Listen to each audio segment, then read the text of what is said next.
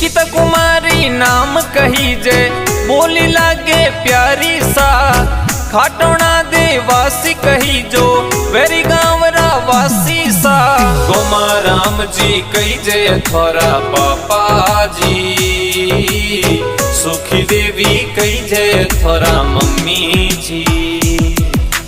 रियाज भाई भाई कही जे थोड़ा प्यारा भाई सा पूजा कुमारी बहन कही जे थोड़ा लाडली बहन सा माँ कुल देवी मेर थो पर जोर सा निकितारी बोली लागे प्यारी सा रतन देवासी चेला रवासी सॉन्ग लिखे सुपर सा आरडी स्टूडियो छेला सॉन्ग बाजे सुपर सा निकिता कुमारी रा सॉन्ग प्यारा सा